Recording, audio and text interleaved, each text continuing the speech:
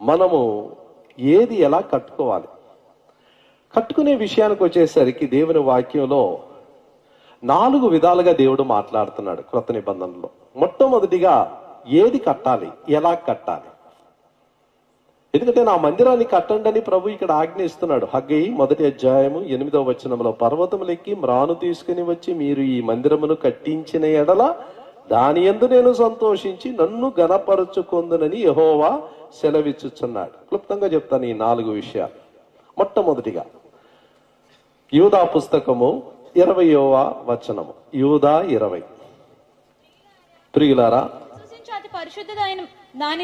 దాని మీద మిమ్మును మీరు కట్టుకొని, మొట్టమొదటి మిమ్మును మీరు కట్టుకొనుడి. ఫస్ట్ అది. ఇతరులను కట్టే ముందు మొట్టమొదటిగా నిన్ను నువ్వు కట్టుకోవాలా, నన్ను నేను కట్టుకోవాలా. నన్ను నేను కట్టుకోకుండా ఇతరులకు పరిచర్య చేయటం, ఇతరులకు సమయం వెచ్చించటం, ఇది ఒక గొప్ప శోధన అండి. ప్రత్యేకంగా సేవకులుగా ఉండేవారు, వాక్య పరిచయం వారి మధ్యలో ఉండే గొప్ప అపాయం ఇది. మనం ఎంత బిజీ అయిపోతామంటే ఇతరులకు పరిచర్య చేసి మనకు మనం పరిచర్య చేసుకోవటానికి సమయమే తీసుకోం. ప్రభు సన్నిధిలో వేచి ఉండటం, వాక్యం చదవటం, ప్రార్థన చేయటం, నా హృదయాన్ని పరిశోధించటం. ఇక్కడ ఏమని చూస్తున్నామంటే, అతి పరిశుద్ధమైన దాని మీద విశ్వాసం అనే ఆ పరిశుద్ధమైన విశ్వాసము మీద మీరేం చేయాలా? మిమ్మును మీరు కట్టుకొనొచ్చు. ఈ అమూల్యమైన విశ్వాసం మనకి ఎలాగొచ్చింది? ఈ విశ్వాసము అనే మాట పాత నిబంధనలో అమూనా అంటారు, విశ్వాసము.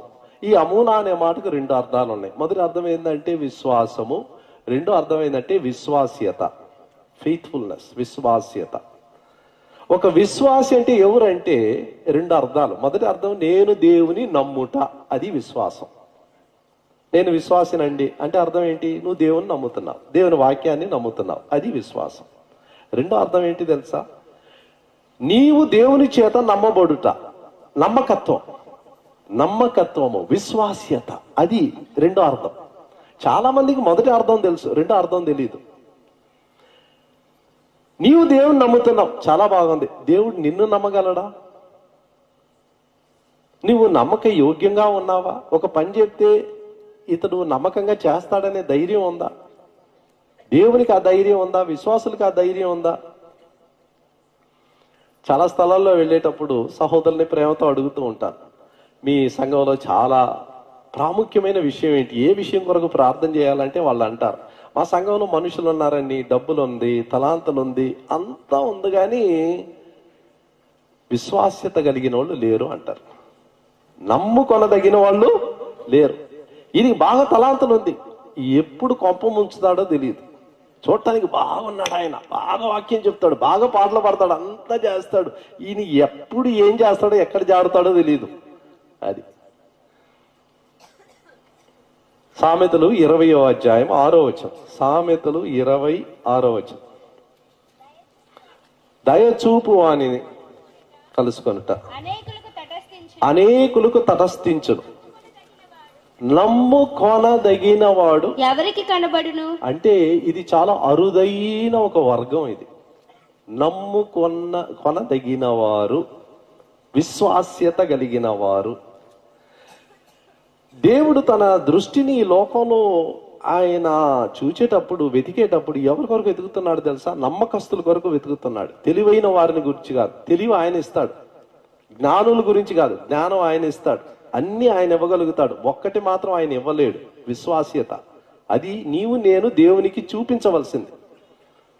వరాలు మనం పొందుతాము, జ్ఞానం ఆయన దగ్గర నుంచి అన్ని పొందుతాం, కానీ దానికి స్పందించి మనం దేవుని పట్ల చూపించాల్సింది విశ్వాస్యత, నమ్మకత్వం. కీర్తన 101:6 వచనం. నా యొద్ద నివసించున్నట్లు దేశములో నమ్మకస్తులైన వారిని నేను కనిపెట్టుచున్నాను. వెతుకుతున్నాడు ఆయన. ఈ సమాజం అంతా వెతుకుతున్నాడు. ఈ వ్యక్తిని నేను నమ్మచ్చా, ఈ వ్యక్తిని నేను నమ్మచ్చా. ఇతనికి తలాంతులు ఉంది, అంతా ఉంది, డబ్బు ఉంది, అంతా ఉంది, మాట్లాడగలుగుతాడు, అయితే నమ్మచ్చా? ఇతన్ని నమ్మకంగా నాకు ఉంటాడా? అంత్య దినాల్లో వాక్య పరిచర్య ఎక్కువ అవుతుంది, బైబిల్ చదివేది ఎక్కువ అవుతుంది, బోధకులు ఎక్కువైపోతారు, అన్ని ఎక్కువైపోతారు, కానీ ఒకటి మాత్రం ఉండదు. యేసు ప్రభు స్వయంగా చెప్పిన మాట అది. లూకాసు వార్త 18వ అధ్యాయం 8వ వచనం. వారి విషయమే కదా ఆయన దీర్ఘశాంతం చూపుచున్నాడని మీతో చెప్పుచున్నాను. అయినను మనుష్య కుమారుడు వచ్చినప్పుడు ఆయన భూమి మీద విశ్వాసము కనుగొనునా, విశ్వాసము కనుగొనునా, నమ్మకస్తులను కనుగొంటాడా? బోధకులు ఎక్కువ మంది అయిపోతారు, సంఘాలు ఎక్కువ అయిపోద్ది. అయితే విశ్వాస్యత కలిగిన వారు, నమ్ముకొనదగిన వారు ఉన్నారా? కాబట్టి ప్రియమైన వారులారా, ఈ యొక్క అమూల్యమైన విశ్వాసాన్ని దేవుడు మనకిచ్చాడు. అమూల్యమైన విశ్వాసము పొందిన మనము 2 పేతురు 1వ అధ్యాయం 1వ వచనం. సీమోను పేతురు మన దేవుని యొక్క రక్షకుడైన యేసుక్రీస్తు యొక్క నీతిని బట్టి మావలనే అమూల్యమైన విశ్వాసం పొందిన వారికి, మావలనే అమూల్యమైన విశ్వాసము పొందిన వారికి, అందరికీ దేవుడిచ్చాడు, ఒక వరంగా ఇచ్చాడు. ఏమిచ్చాడు? అమూల్యమైన విశ్వాసాన్ని ఇచ్చాడు దేవుడు. మనం అనుకుంటాం నేను విశ్వసించాను. కాదండి, అతిశయించకండి.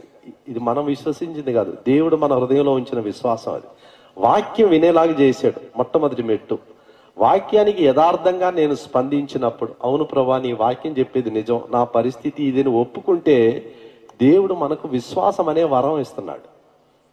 విశ్వాసం అనే వరం ఇస్తున్నాడు. ఇది మానవుడు స్వయంగా తనలో ఉద్భవించేది కాదు, తాను తయారు చేసేది కాదు. విశ్వాసం దేవుడిచ్చిన వరం. అది దేవుడిచ్చిన వరం. ఎఫెసీయులకు రాసిన పత్రిక 2వ అధ్యాయం 8వ వచనం. ఎఫెసీ 2:8. విశ్వాసము ద్వారా కృపచేతనే రక్షింపబడి ఉన్నారు. ఇది మీ వలన కలిగినది కాదు, ఇది దేవుని వరము. విశ్వాసం అనేది దేవుని వరము. ఈ అమూల్యమైన విశ్వాసం మన హృదయంలో దేవుడు ఉంచాడు.